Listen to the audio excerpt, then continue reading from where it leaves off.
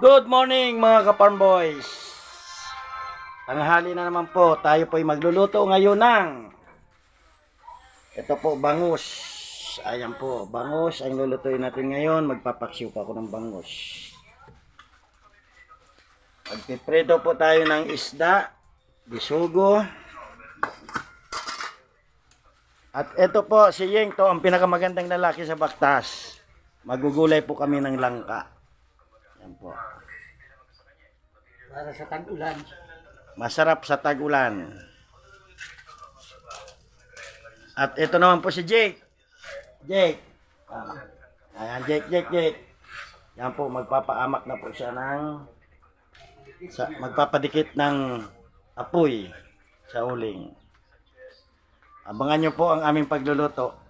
Maya-maya lang. Magandang umaga po sa inyong lahat.